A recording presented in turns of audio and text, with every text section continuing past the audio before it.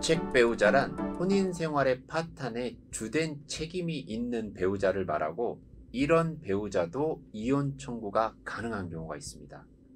원칙은 혼인 생활의 파탄에 주된 책임이 있는 배우자는 원칙적으로 그 파탄을 사유로 이혼을 청구할 수 없다는 것이 대법원의 입장이고, 이를 유책주의라고 합니다. 하지만 대법원이 그 예외를 인정하고 있는데요.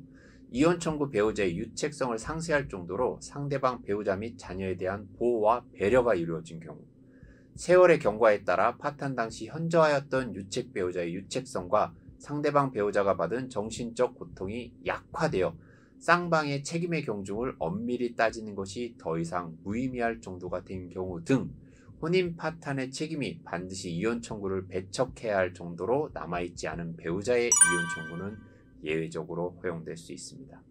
유책 배우자의 이혼 청구를 예외적으로 허용할 수 있다고 했는데요. 이를 판단하는 기준으로 유책 배우자의 책임의 태양 및 정도, 상대방 배우자의 혼인 계속 의사 및 유책 배우자에 대한 감정, 당사자의 나이, 혼인 기간과 혼인 후의 구체적인 생활 관계, 별거 기간, 별거 후에 형성된 부부의 생활 관계, 혼인 생활의 파탄 후 여러 가지 사정의 변경 여부, 이혼이 인정될 경우 상대방 배우자의 정신적, 사회적, 경제적 상태와 생활 보장의 정도, 미성년 자녀의 양육, 교육, 복지의 상황, 그 밖의 혼인 관계의 여러 사정을 두루 고려하여야 한다고 하였습니다.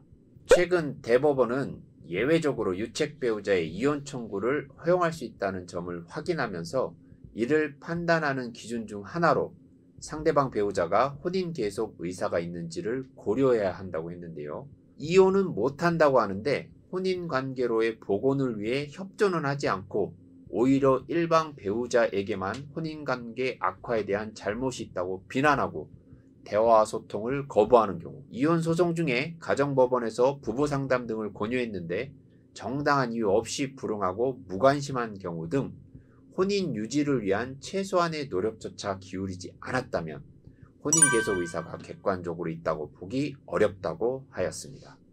아내는 혼인 유지 의사를 밝히고 있고, 남편은 혼인 관계를 유지하는 데 상당한 고통을 토로합니다. 그런데 아내는 남편이 먼저 가출했다는 사정만을 들어 남편을 비난하면서, 남편이 자녀를 만나려고 하면 나를 통해 연락을 하게 하는 등 미성년 자녀가 성장하는 동안 이러한 부모 사이의 갈등과 분쟁에 노출되게 됩니다. 반면에 남편은 미성년 자녀에 대한 면접 교섭의 의지가 있고 양육비도 꾸준히 지급했고, 별거 이전에 남편 명의로 임차하였던 아파트에서 별거 이후에도 아내와 자녀가 거주할 수 있게 했고, 이후에는 아예 아파트 소유권을 취득하고 대출을 받아서 계속 아내와 자녀가 거주할 수 있게 경제적 지원을 했습니다. 하지만 아내는 아파트 잠금장치도 변경하고 열쇠 교부도 거절했고 혼인관계 회복을 위한 어떠한 노력도 하지 않았어요.